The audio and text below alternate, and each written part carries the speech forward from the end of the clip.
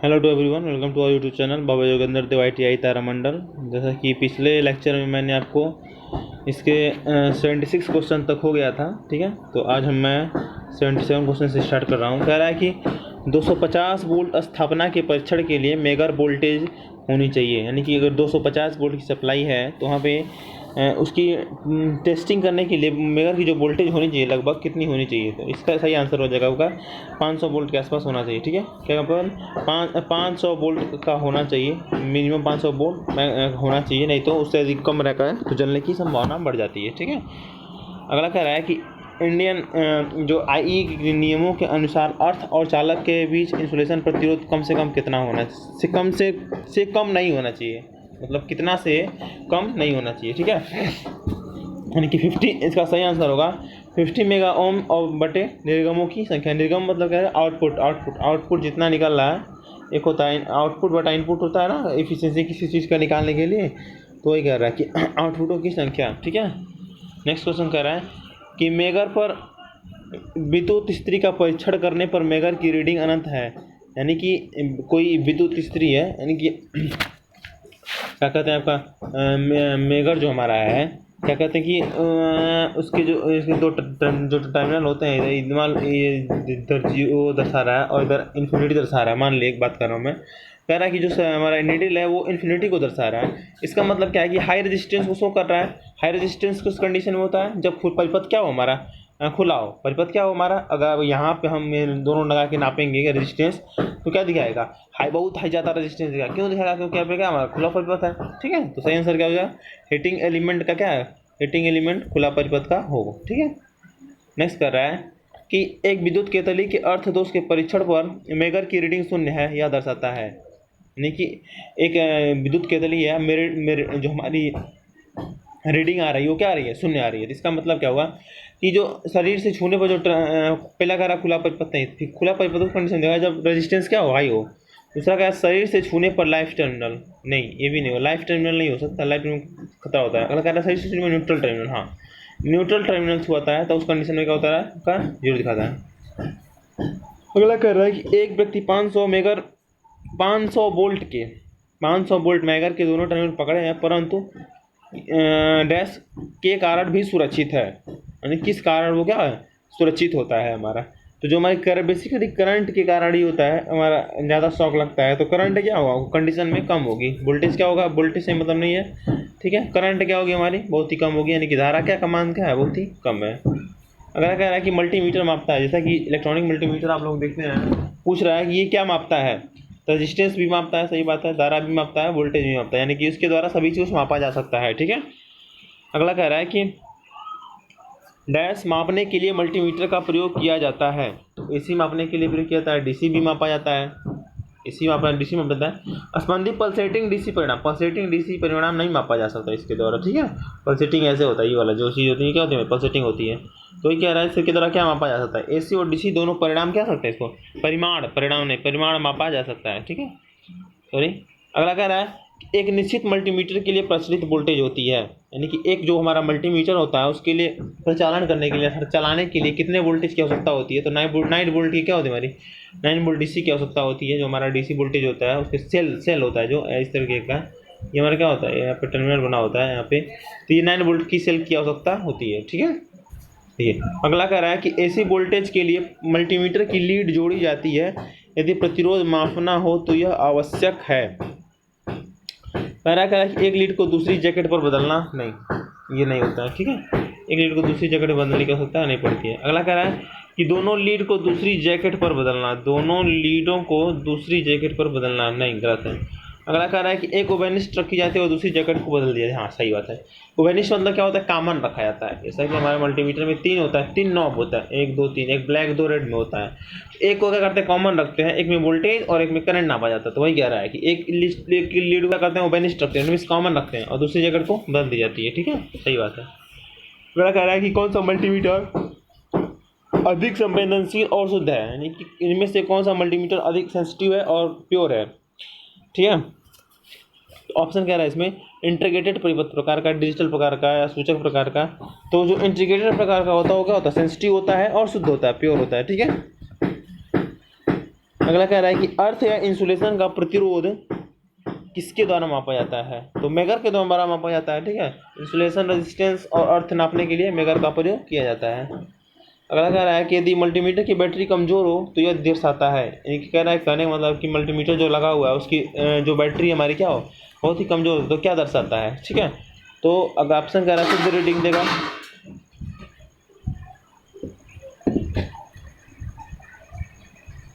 कह रहा है वह यंत्र जो किसी वैद्युतिक राशि के तात्कालिक मान को पहला 88 कह रहा है कि यदि मल्टीमीटर की बैटरी कमजोर हो तो क्या होगा। अगर बैटरी कमजोर होती है तो क्या होता है, मान क्या होता है, रीडिंग क्या होता है, बहुत ही अधिक देता है। रीडिंग क्या होता है हमारा, बहुत ही अधिक देता है। ठीक है, तो सही ऑप्शन क्या होगा 88 का बी। अगला कह रहा है कि 89 नंबर, वह यंत्र जो किसी वैद्युतिक राशि के तात्कालिक मान को, इंस्टेंटेनियस मान को एक ग्राफ पे क्या करता है, अंकित करता है। तो इसका सही आंसर क्या होगा, रिकॉर्डिंग होगा। रिकॉर्डिंग इंस्ट्रूमेंट होता है, रिकॉर्डिंग इंस्ट्रूमेंट क्या होता है, एक ग्राफ पे क्या करता है, इसको मेजर करता है। ठीक है, तो सही आंसर क्या हो जाएगा, ग्राफ पे रिकॉर्डिंग करता है। अगला कह रहा है कि वह यंत्र जो किसी वैद्युतिक राशि के प्रेक्षण काल के अंतर्गत कुल मान को दर्शाता है। देखिए कुल पूरे के पूरे मान को क्या करता है हमारा, ये दर्शाता है। ठीक है, 90 नंबर कह रहा है। तो इसका सही आंसर हो जाएगा आपका सूचक यंत्र, रिकॉर्डिंग यंत्र और हमारा इंटीग्रेटेड परिपथ। प्रेक्षण काल मतलब क्या होता है कि आपका टाइमिंग, यानी कि चलने के समय की बात कर रहा है। यानी कि जब आपके घरों में बल्ब चलता है, हीटर चलता है, कुछ भी जो भी इंस्ट्रूमेंट लगे हुए हैं वो प्रेक्षण का कहलाता है। तो क्या कहता है हमारा, सही हो जाएगा आंसर इंटीग्रेटिंग मान, इंटीग्रेटिंग यंत्र, जैसे कि एनर्जी मीटर। अगला कह रहा है कि वैद्युतिक मापक यंत्र विद्युत धारा के किस प्रभाव पर कार्य करते हैं। थर्मल पे भी क्या करते हैं, मैग्नेटिक भी क्या करते हैं और प्रकाश के प्रभाव पर भी कार्य करते हैं। यानी कि सही आंसर क्या हो जाएगा, उपरोक्त सभी। अगला कह रहा है किसी वैद्युत प्रभाव से किसी वैद्युतिक राशि को मापने के लिए यंत्र में जो युक्ति लगी होती है उसे क्या कहा जाता है। सूचक, सेंसर, चुंबक, इसको क्या कहा जाता है, हमारा सेंसर कहा जाता है। ठीक है, सेंसर कहा जाता है। अगला कह रहा है कि इनमें में से किसकी शुद्धता और विश्वसनीयता अधिक होती है। यानी इनमें से कौन सी रिलायबिलिटी और आपकी प्योरिटी क्या होती है, हमारी सबसे अधिक होती है। तो मूविंग कायल यंत्र हमारा जो होता है वो हमारा मूविंग कायल यंत्र जो MC कॉइल टाइप होता है वो उसकी क्या होती है, हमारी सबसे बेस्ट होती है। अगला कह रहा है कि गैल्वेनोमीटर को वोल्टमीटर में बदलने के लिए, देखो गैल्वेनोमीटर को वोल्टमीटर में बदलने के लिए क्या करते हैं, मैंने पहले ही बताया था कि उच्च हाई रेजिस्टेंस क्या करते हैं, इसको श्रेणी क्रम में जोड़ देते हैं। यानी कि गैल्वेनोमीटर क्या करता है, बेसिकली करंट को डिटेक्ट करता है, इसकी श्रेणी क्रम में हाई रेजिस्टेंस जोड़ देंगे, दोनों तरफ आपका नाप सकते हैं कि वोल्ट कितना वोल्ट फ्लो कर रहा है इसमें। ठीक है, वही कह रहा है। कह रहा है कि मेगर की रीडिंग का मान होता है किलो ओम में, मेगा ओम में, डेका ओम में या मिली ओम में। इसका मान किस में होता है, मेगा ओम में होता है। किस में होता है, मेगा ओम में होता है। अगला कह रहा है कि फ्रीक्वेंसी मीटर किस अंतर को नहीं पढ़ सकता है। फ्रीक्वेंसी जो मीटर होता है वो किस अंतर को नहीं पढ़ सकता है। ठीक है, तो ऑप्शन है इसमें देखिए पहला कि 10 वक्र से कम, यानी कि 10 वक्र से कम को ये क्या कर सकता है, आपका नहीं पढ़ सकता है। ठीक है, कह रहा है किसी DC या AC की तरंग आकृति पर्दे पर देखने के लिए प्रयोग किया जाता है। तरंग आकृति को देखने के लिए प्रयोग करते हैं हम CRO टाइप के, यानी कि कैथोड रे ऑक्सिलोस्कोप जो मीटर होता है उसका प्रयोग किया जाता है। कह रहा है कि चुंबक के असमान ध्रुवों के बीच होता है, देखो समान ध्रुव होते हैं उसमें क्या होता है, विकर्षण होता है, और समान ध्रुव क्या होता है उसमें आकर्षण होता है। ठीक है, तो आंसर क्या हो जाएगा 98। अब 99 नंबर कह रहा है कि नई स्थापना के विद्युतरोधन प्रतिरोध को मापने के लिए कौन से उपकरण का प्रयोग किया जाता है। ठीक है, यानी कि नई स्थापना विद्युतरोधन है, इंसुलेशन रेजिस्टेंस को मापने के लिए कौन से यंत्र का प्रयोग किया जाएगा। ठीक है, तो इसमें भी मेगर का ही प्रयोग किया जाएगा। नई हो या पुराने इंसुलेशन रेजिस्टेंस को मापने के लिए हर जगह किसका प्रयोग किया जाएगा, मेगर का ही किया जाता है। कह रहा है कि EMF जनरेट किया जा सकता है के द्वारा, रासायनिक परिवर्तन के द्वारा, इलेक्ट्रोमैग्नेटिक इंडक्शन के द्वारा, दो धातुओं को गर्म करने से, इनमें से सभी के द्वारा। तो किस क्या कहते हैं, सभी के द्वारा। रासायनिक केमिकल बैटरी के द्वारा क्या देखा जाता है, इलेक्ट्रोमैग्नेट यानी कि विद्युत सप्लाई देके दो समान सिविक इफेक्ट पे कार्य करता है।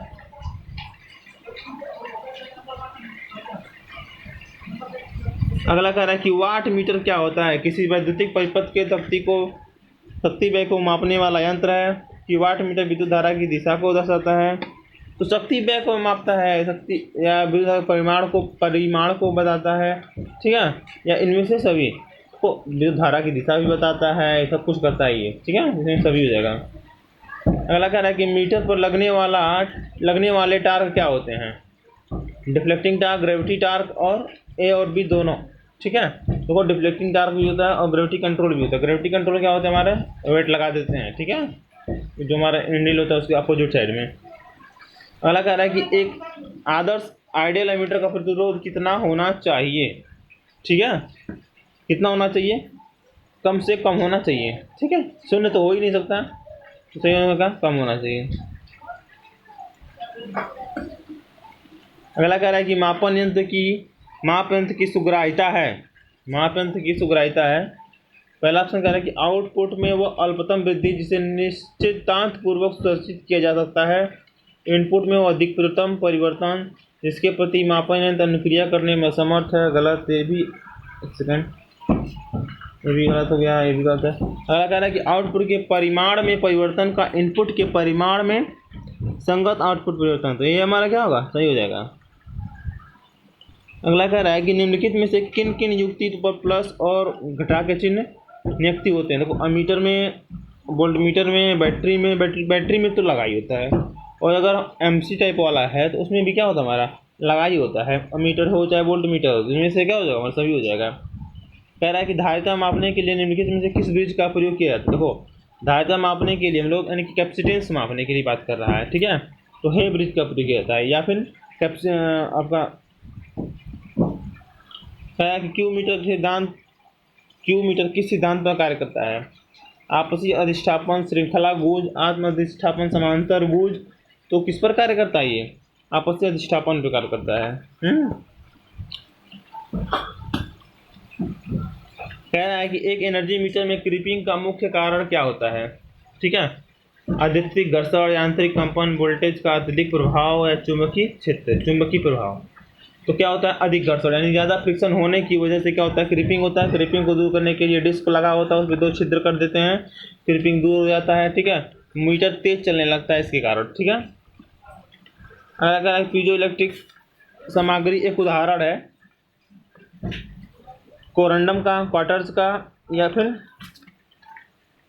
नियोप्रिन का, या कांच का। तो पीजो इलेक्ट्रिक किसका सिद्धांत है? क्वार्टर्स पे काम करता है, क्वार्टर पे काम करता है, ठीक है। मल्टीमीटर से क्या नहीं मापा जा सकता? मल्टीमीटर से क्या नहीं मापा जा सकता है? आपका आवृत्ति को नहीं माप सकते, ठीक है, और सभी को माप सकते, तो क्षमता, बोलता, धारा, सब कुछ माप सकते हैं, लेकिन केवल फ्रीक्वेंसी को नहीं मापा जा सकता इससे। ये कह रहा है कि एक इंडक्शन कितनी धारा को संचालित कर सकता है? कितनी धारा संचालन कर सकता है, यानी चल सकता है। 100 एम्पियर तो क्या कर सकता है? वो चल सकता है, ठीक है।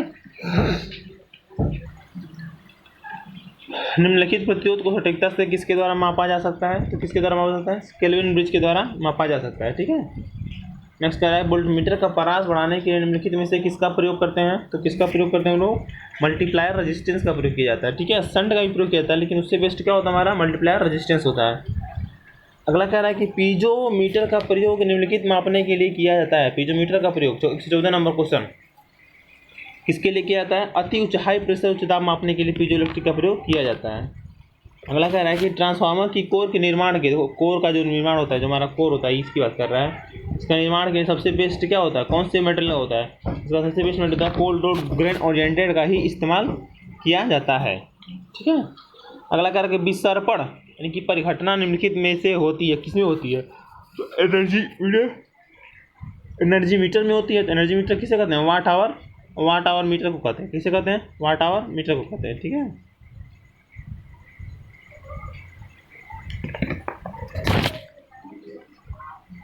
अगला कह रहा है कि अमीटर एक है। अमीटर क्या होता है? मीटर हुआ चाहे वोल्ट मीटर हुआ, क्या होता है? हमारे सेकेंडरी टाइप इंस्ट्रूमेंट कहलाते हैं। अगला कह रहा है कि अमीटर से शंट का कार्य होता है। शंट, एक अमीटर में शंट का कार्य, शंट के विषय क्या करता है? एक तो तार लगा हुआ है, शंट लगा हुआ है, इसे कहते हैं करंट को गुजारने का कार्य करता है। अगला कह रहा है कि एमआई प्रकार के उपकरण में कौन कौन से यंत्र का प्रयोग किया जाता है? कौन से यंत्र का, या कौन कौन से नहीं? तो पैमाना की बात कर रहा है, तो क्या होता है? नॉन यूनिफॉर्म पैमाना होता है। अगला कह रहा है कि पीएमसी जो मीटर होता है में लगाया जाता है, किस में लगाया जाता है? मल्टीमीटर, वोल्टमीटर या अमीटर में लगाया जाता है, ठीक है। तो किस में लगाया जाता है? हमारा मल्टीमीटर में लगाया जाता है।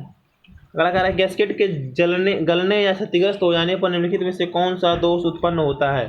ठीक है, गैस्केट यानी गैस्केट जो होता है जल जाता है तो तेल क्या होता है हमारा रिस जाता है। कह रहा है कि यदि नापी जाने वाली धारा के मान का अनुमान ना हो तो मापन क्या होना, में से हाई सीमा से उच्च सीमा से मापना चाहिए हमेशा भी। तो इसमें सही ऑप्शन क्या होगा, किसी माप सीमा से उच्चतम माप सीमा से। तैयार क्या होगा हमारा सही ऑप्शन क्या हो जाएगा, उच्चतम सीमा से मापा जाता है, कि बी ऑप्शन क्या होगा हमारा सही हो जाएगा। अगला कह रहा है कि ऊर्जा मीटर के धारा कॉइल में तांबे से बनी शेडिंग किस रिंग का होती है। शेडिंग क्या होती है हमारी, डिस्क की स्पीड बढ़ाने के लिए की जाती है, शक्ति बढ़ाने के लिए, ऊर्जा घटक बढ़ाने के लिए। क्या होगा सही ऑप्शन, ऊर्जा घटक बढ़ाने के लिए। अगला कह रहा है कि दो चुंबक ध्रुवों के बीच की दूरी दोगुनी की जाए, उनका ध्रुव बल दोगुना किया जाए तो उसके बीच सामर्थ्य क्या हो जाएगा हमारा। देखो जब दोनों को दोगुना कर जाएगा तो सामर्थ्य बल क्या हो जाएगा, कोई परिवर्तन ही नहीं रह जाएगा, तो सही ऑप्शन क्या होगा, अपरिवर्तित रह जाएगा। अब एक को घटाया जाए एक को बढ़ाया जाए तो परिवर्तित होगा, तो सबको बढ़ा दिया जा रहा है। ठीक है, कह रहा है कि चुंबक परिपथ का रिलेक्टेंस किस पर निर्भर करता है। रिलेक्टेंस क्या होता है, बेसिकली जो मैग्नेटिक फील्ड होता है उसको गुजरने में क्या करता है, प्रॉब्लम देता है। ठीक है, तो ये क्या किस पे निर्भर करता है, करंट पे निर्भर करता है। सही बात है, करंट पे भी निर्भर करता है, टर्न की संख्या पे दोनों निर्भर करेगा। जितना ज़्यादा टर्न होगा उतना ज़्यादा रिलेक्टेंस होगा। कह रहा है किसी पीएमएमसी उपकरण व लागू भाग का अनुपात होता है, तो क्या होता है हमारा हमेशा हाई होता है। अगला कह रहा है कि एक गतिशील कुंडलन वोल्टता मापी किस प्रकार के वोल्टेज को मापता है। वोल्टता मापी किस प्रकार के वोल्टेज को मापता है, किसको मापता है, डीसी वोल्टेज को मापता है केवल। अगला कह रहा है कि एक चलित लो-मीटर का परिचालन निम्नलिखित में से किस पर आधारित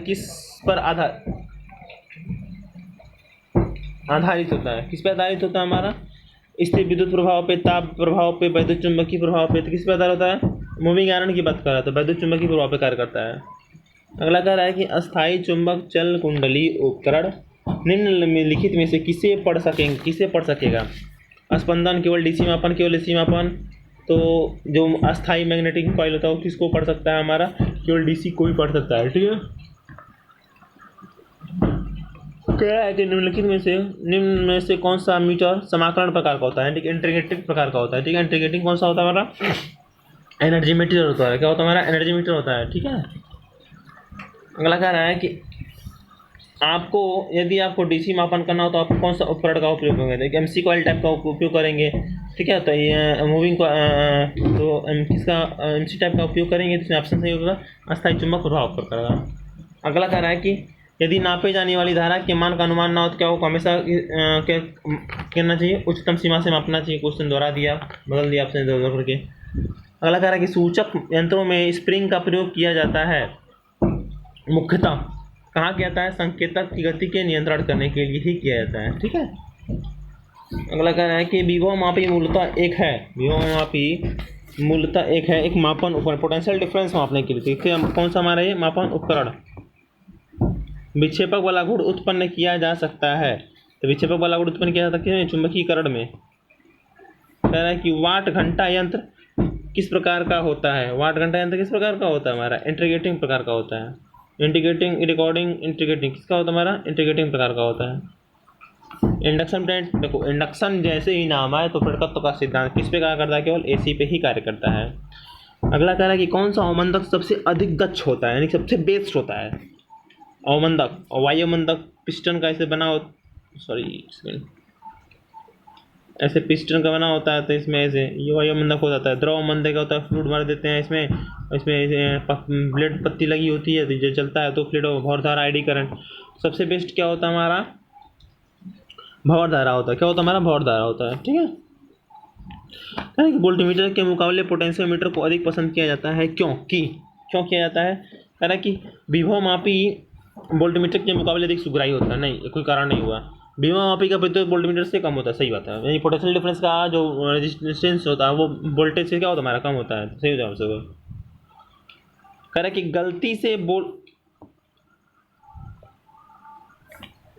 गलती से वोल्टमीटर एवं मीटर जैसा चित्र दशा में आबद्ध है, केवल वोल्टमीटर चलेगा, केवल एमीटर चलेगा। तो इसमें क्या चलेगा, केवल एमीटर ही चलेगा, यानी कि जन्म बार न कट जाएगा। अगर एक वोल्ट मीटर का उपयोग थर्माकपल्स में करते हैं, क्या मापने के लिए प्रयोग किया जाता है? आरएमएस मान मापने के लिए। एक लग रहा है कि एक परिशुद्ध एमीटर के प्रतिरोध का मान होना चाहिए, एक परिशुद्ध शुद्ध मान कितना होना चाहिए? बहुत ही कनिम्न होना चाहिए। कह रहा है कि 3 फेज 4 वायर शक्ति मापने के लिए किस दो टाइप वाट मीटर का प्रयोग किया जा सकता है? कह रहा है कि निम्न में से किस उपकरण में एक डिस्क होती है? तो किसी होती है? एनर्जी मीटर में होती है। घरेलू प्रदाय ऊर्जा में डिस्क किस प्रकार की बनी होती है? एल्यूमिनियम की बनी होती है, जस्ता होता है। कह रहा है कि घरेलू ऊर्जा मापी किस प्रकार का उपयोग होता है? समाकलन होता है, यंत्र होता है। कह रहा है कि मेगर में नियंत्रित आघूर्ण किसके द्वारा नियंत्रित प्रदान किया जाता है? किसके द्वारा किया जाता है? कॉइल के द्वारा। किसके द्वारा किया जाता है? हमारा कॉइल के द्वारा किया जाता है, ठीक है। कह रहा है कि पीजो मीटर का प्रयोग किसके मापने के लिए किया जाता है? अति उच्च दाब। देखिए वही क्वेश्चन दोहरा दे रहा है, 2-3 क्वेश्चन, ठीक है। मेगर का प्रयोग उपकरण होता है जो मापता है अत्यधिक निर्बल प्रतिबल। किसी कुंडली का कॉइल क्यू क्या मापता है? हमारा किसी कुंडली का कॉइल क्यू मापता है? नहीं। हाँ, अगला क्या? सीआरओ से सीधे नहीं मापा जा सकता। वोल्टेज, शक्ति, पावर नहीं मापा जा सकता सीआरओ से, ठीक है। मल्टीमीटर से क्या नहीं मापा जा सकता है? तो मल्टीमीटर से आवृत्ति नहीं मापी जा सकती है, ठीक है। तो देखिए ये टोटल 150 क्वेश्चन इस क्वेश्चन के हो गए। तो आप लोग देखिएगा इस लेक्चर को पूरा बढ़िया से, ठीक है। और हम मिलते हैं नेक्स्ट लेक्चर में जो भी बनाते हैं, ठीक है। तो ओके, तब तक के लिए thanks for watching this video. मिलते हैं, बाय बाय, सी यू।